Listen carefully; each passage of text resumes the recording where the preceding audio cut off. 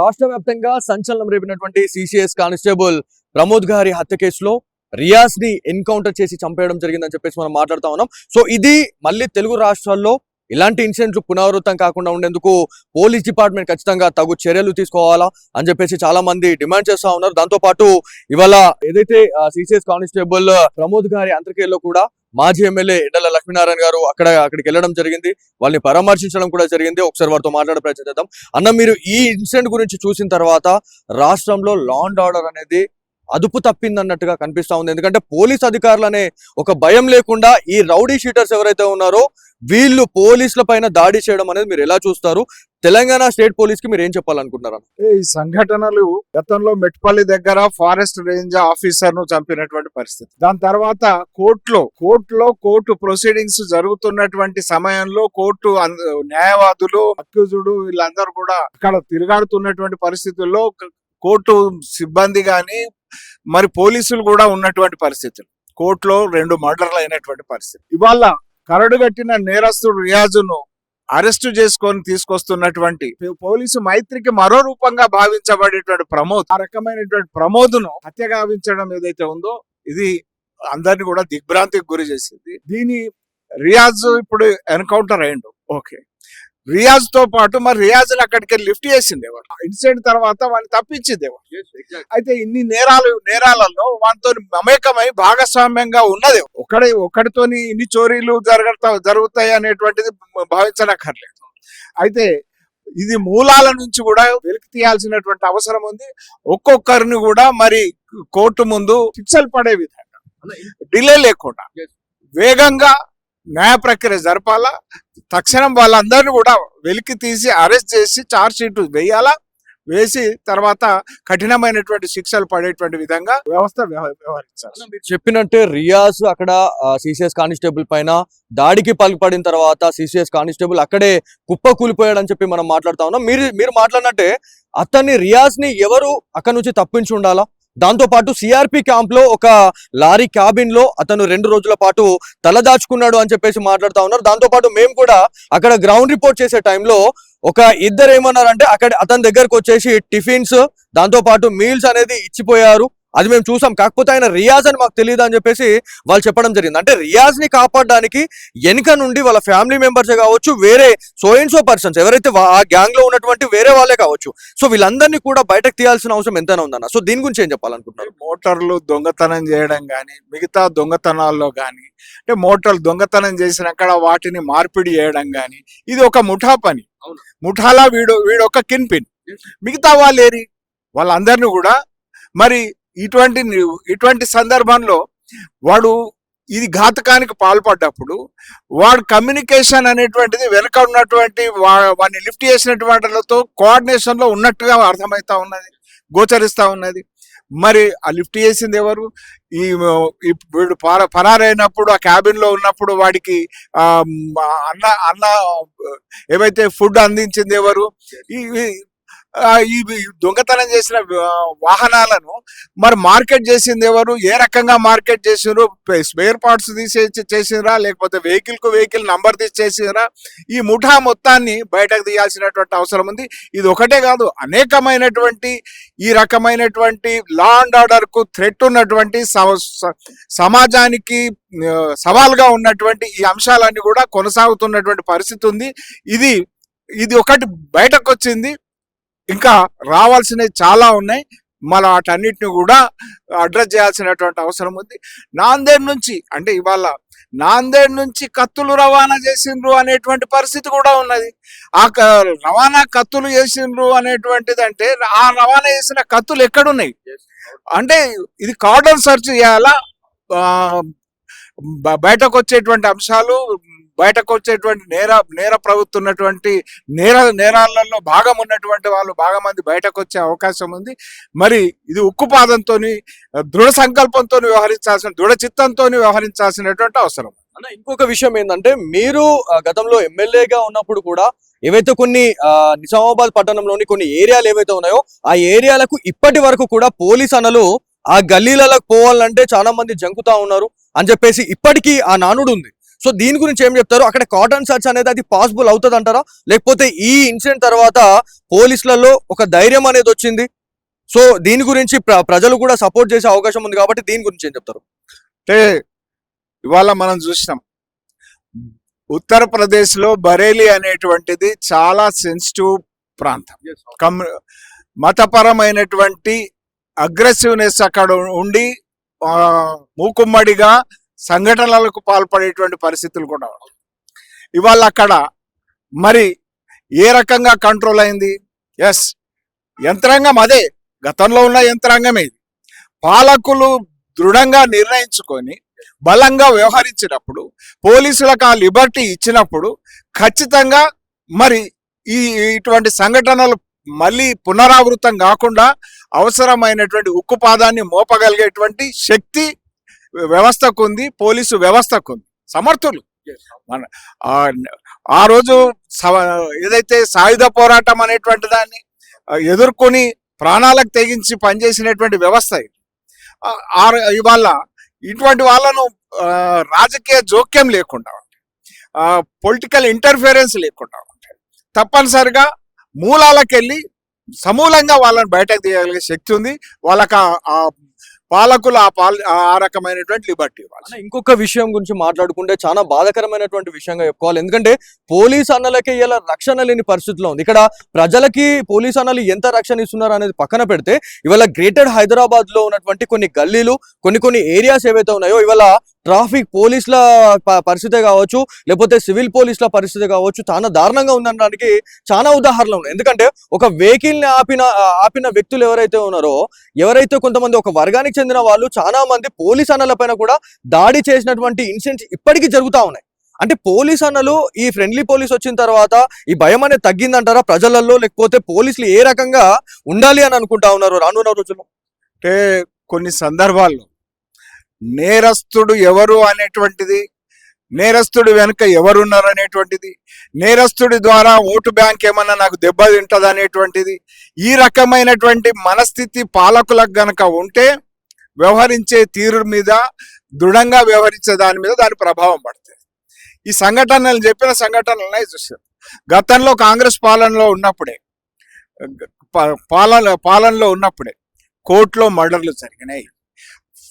గతంలో కాంగ్రెస్ పాలనలో ఉన్నప్పుడే మరి ఫారెస్ట్ రేంజర్ మర్డర్ జరిగింది.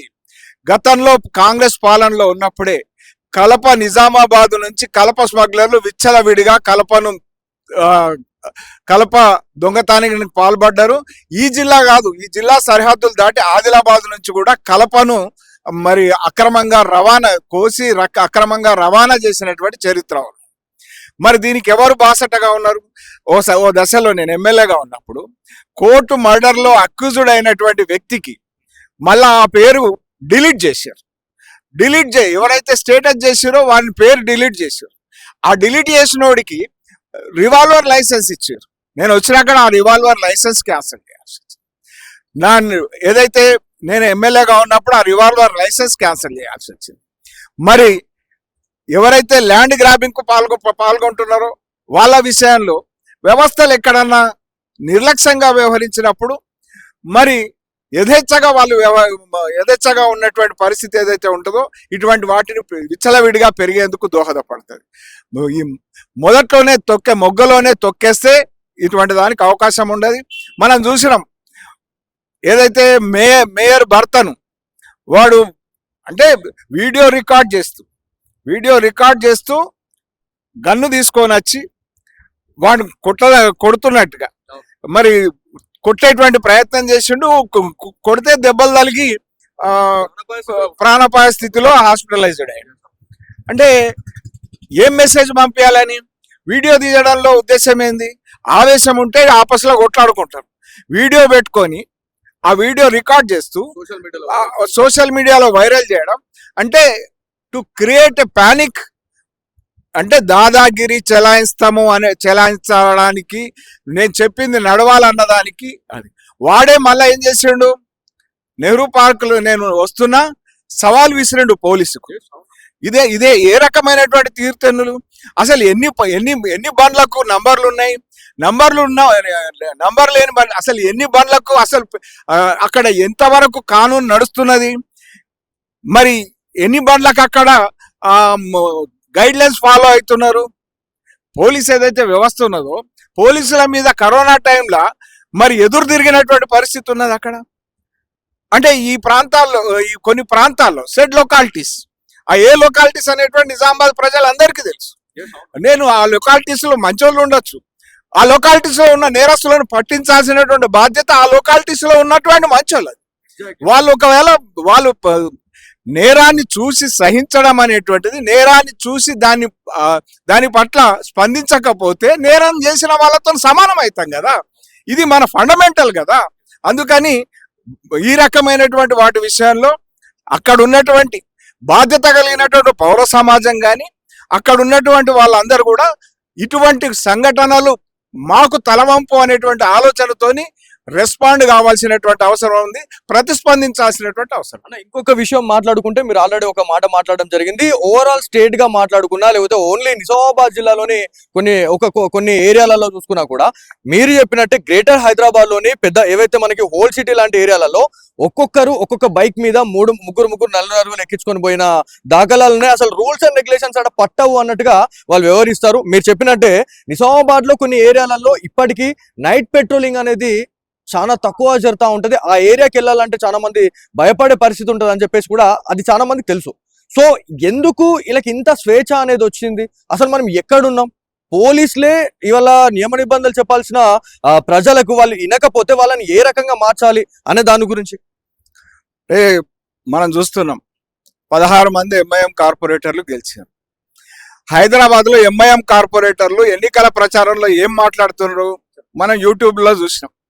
ఏంది, మీరు ట్యాక్స్ కట్టడం అనేటువంటి జరుగుతుందా? జరుగుతలేదు. ఇల్లు ట్యాక్స్ లేదు, ఇల్లుకు పర్మిషన్ లేదు, కరెంటు బిల్లు కట్టులు లేదు, మరి వాటర్ ట్యాక్స్ కట్టులు లేదు. కిస్కా కారణ్ హై? ఎంఐఎం కా కారణ్ హై అని అన్నారు. ఎంఐఎం కా కారణ్ హై అని అంటే ఈ రకంగా ఎన్నికల్లో వాళ్ళు ప్రచారం చేసేటువంటి పరిస్థితి ఉన్నదంటే సర్కారు ఏం చేస్తుంది అంటే ఒక మతపరమైనటువంటి ఒక మతానికి అంతేందుకు కొంత ఆ ఓల్డ్ సిటీలో హిందువులు ఉన్నారు, ముస్లింలు ఉన్నారు. మరి ఈ బిల్లులు కట్టండి ఎక్కడ అంటే ఎంఐఎం కార్పొరేటర్లు, ఎంఐఎం సంబంధించిన సంబంధీకులు, ఎంఐఎం సపోర్టర్లు. మరి అదే పక్కన ఇంకోరు ఉన్నారు, వాళ్ళు బాధ్యతతో కడుతున్నారు. మరి ఆ ఓల్డ్ సిటీలనే ఈ రకమైనటువంటి పరిస్థితి ఉన్నదంటే ఇది పాలకులు ఈ రకంగా ఓట్ల కోసం, ఓటు బ్యాంకుల కోసం మరి నెత్తికెత్తుకున్నటువంటి పరిస్థితి. నేను రేవంత్ రెడ్డి ముఖ్యమంత్రి గారిని శాసనసభలో మాట్లాడుతూ చూసిన. అందరు సభ్యులు ఉన్నారు, వారిని పేరు పెట్టి గారో మీరో అని సంబోధిస్తారు. కానీ ఆ అక్బరుద్దీన్ ఓవైసీ వస్తే అక్బరుద్దీన్ సాహబ్ ఇది ఏ రకమైనటువంటి స్థితి అంటే ముఖ్యమంత్రి గారు సభానాయకుడు, మిగతా వాళ్ళు సభలో సదస్సుల విషయంలో ముఖ్యమంత్రి గారు చనువుతో మాట్లాడేటువంటిది ఉంటుంది. ఆ అక్బరుద్దీన్ సాహెబ్ అంటే నెత్తికి ఎత్తుకోవడం వల్ల నెత్తి మీద ఎక్కి కూర్చున్నటువంటి వాళ్ళ అండదండలతో, వాళ్ళ అనుయాయుల అండదండలతో వ్యవహరిస్తున్నటువంటి తీరు. మనకు హైడ్రా వచ్చింది, హైడ్రా వచ్చింది. అసదుద్దీన్ ఓవైసీ ఒక మెడికల్ కాలేజీ నడి చెరువులా కట్టిండు. మరి గరీబోళ్ళ ఇండ్లు కూలగొట్టిన దగ్గర Asaduddin Owaisi medical college, Akbaruddin Owaisi medical college అంటే దానికోసం యూటర్న్ తీసుకున్నారు. అంటే ఇది ఏ సంకేతం తెలియజేస్తా ఉన్నది? ఈ రకమైనటువంటి మనస్థితి మారాలా. పాలకులే ఇటువంటి ఆలోచన ధోరణి పెరగడానికి పాలకులే కారణం. ఎవరిని దువ్వుతా ఉంటే కొవ్వు పెరుగుతూ ఉంటది. ఆ రకమైనటువంటి దువ్వడమే ఈ రకమైనటువంటి ఓట్ల కోసం దువ్వడం అనే దానికే ఈ రకమైన పరిస్థితులు కారణమవుతున్నాయి. గతంలో మనం హైదరాబాద్ లో చూసినాం, వాడు స్నేక్ గ్యాంగ్ ఒకటి, స్నేక్ గ్యాంగ్ అనేటోడు వాడు పాములను అక్కడికి ఎవరైతే ఫామ్ హౌస్ లకు వెళ్ళేటువంటి వాళ్ళను గ్రాప్ చేసి మరి వాళ్ళ దగ్గర రేప్ చేసినటువంటి సంఘటనలు మనం గమనించాం. పాములు మెడకేసుకొని పాములతో భయపెట్టి పాల్పడ్డాం. అటువంటి వాళ్ళకి ఏ రకమైనటువంటి వాడికి ఏదో న్యాయస్థానం ముందు వచ్చి వాళ్ళు వాంగ్మూలం ఇచ్చి న్యాయం జరుగుతుంది అనేటువంటిది కాదు. వాళ్ళకు తక్షణం న్యాయం జరగాల్సినటువంటి అవసరం ఉంది ఆ రకమైనటువంటి స్నేక్ గ్యాంగ్లకు. అటువంటి జరగకపోతేనే ఇటువంటివి జరిగినాయి. ఇవాళ మరి పోలీసుల మీదికే వచ్చింది కాబట్టి ఇవాళ ఇవాళ అటువంటి అటువంటి ఎలిమెంట్ ఎలిమినేట్ చేయాల్సినటువంటి పరిస్థితి ఉంది. వాడు తిరగబడ్డాడు, దానికి అవసరమైనటువంటి పరిస్థితిని చేశాడు. ఖచ్చితంగా ఆ స్నేక్ గ్యాంగ్ కానీ ఈ రకమైనటువంటి మనస్తత్వం ఉన్నటువంటి మిగతా ఎలిమెంట్స్ కానీ టార్గెట్ చేసి ఖచ్చితంగా కఠినంగా శిక్షించాల్సినటువంటి అవసరం ఉంది. నేరం చేయడానికి భయపడాల్సినటువంటి అవసరం ఉంది. నేరస్తుడు సమాజాన్ని భయపెట్టేటువంటి పరిస్థితిని అధిగమించాల్సినటువంటి అవసరం. ఇంకొక విషయం మాట్లాడుకుంటే ఏదైతే సిసిఎస్ కానిస్టేబుల్ హత్య కేసు విషయంలో సంచలనాత్మకమైనటువంటి విషయాలను బయటపెట్టడం జరిగింది, ఎందుకంటే రియాజ్ విషయంలో. సో దాంతో పాటు at the same time Telangana state police కి వాళ్ళ మొత్తానికే నోటీస్ ఇచ్చినట్టు కనిపిస్తా ఉంది. ఎందుకంటే మానవ హక్కుల సంఘాల వాళ్ళు ఎవరైతే రియాజ్ విషయంలో ఇవాళ అతనికి సపోర్ట్ చేస్తూ ఇవాళ రియాజ్ ని అనవసరంగా ఎన్కౌంటర్ చేశారు అని చెప్పేసి ఇలా మాట్లాడుకుంటున్నటువంటి హ్యూమన్ రైట్స్ సెల్స్ వాళ్ళు ఎవరైతే ఉన్నారో, మరి ప్రమోద్ గారు చనిపోయినప్పుడు ఎక్కడికి వెళ్ళిపోయారు ఈ హ్యూమన్ రైట్ వాళ్ళు, ఈ మానవ హక్కుల సంఘాల వాళ్ళు అని చెప్పేసి చాలా మంది కోరుతా ఉన్నారు. సో ఈ ఇన్సిడెంట్ గురించి, ఈ అంశం పైన మీకు మీ దగ్గరకు వచ్చిన తర్వాత మీరు ఏం ఆలోచించారు? మీరు అసలు ఒక వర్గానికి సపోర్ట్ చేసినట్టు కనిపిస్తుందని చాలా మంది వ్యూవర్స్ ఇలా బాధపడతా ఉన్నారన్న. సో దీని గురించి ఏం చెప్పాలనుకుంటున్నారు? నేను మానవ హక్కుల సంఘాన్ని కోరుతా. ఒకవేళ మానవ హక్కులు మీకు కరడుగట్టిన నేరస్తుడు హంతకుడు,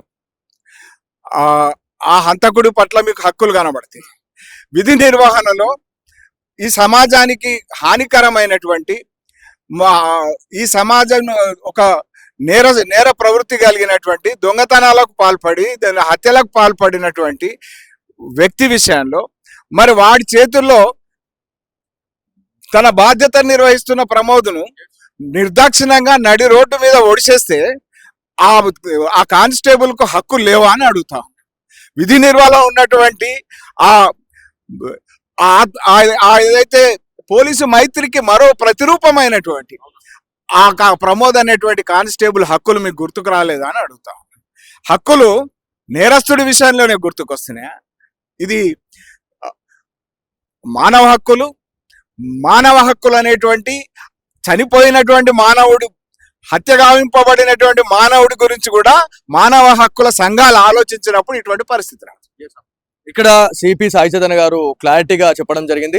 ప్రాణాలను కాపాడుకునే విషయంలోనే ఏదైతే ఏఆర్ కానిస్టేబుల్ దగ్గర ఉన్నటువంటి రైఫిల్ ని తీసుకొని ఆయన షూట్ చేసే ప్రయత్నంలోనే ప్రాణాలని కాపాడుకోవడానికి మాత్రమే ఎన్కౌంటర్ చేశామని క్లారిటీగా చెప్పడం జరిగింది. ఎందుకంటే ఒకవేళ చేయాలి అనుకుంటే ఎక్కడైతే సిఆర్పి క్యాంప్ లో రియాజ్ కనపడేప్పుడే దొరకబడినప్పుడే ఎన్కౌంటర్ లేపేయాల్సిందే అని చెప్పేసి చాలా మంది వ్యూవర్స్ కోరుతా ఉన్నారు.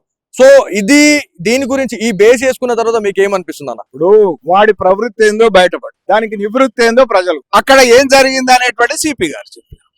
సో ఇన్సిడెంట్ ఏ రకంగా జరిగింది అనేది పోలీసు అధికారులు వెల్లడిస్తారు. ఏదైతే ఆయన మనస్థితి ఏ రకంగా ఉన్నది, పోలీసులతో ఏ రకంగా వ్యవహరించిండు అనేటువంటిది ప్రమోద్ ఘట్టమే. ప్రాణాలు కోల్పోయిన ప్రమోద్ నిలువెత్తు నిదర్శనం. అటువంటప్పుడు దీని మీద ప్రశ్నలు అనేటువంటి మనం సమాజం ప్రశ్నించుకోవడం అయితే తప్ప మరొకటి కాదు.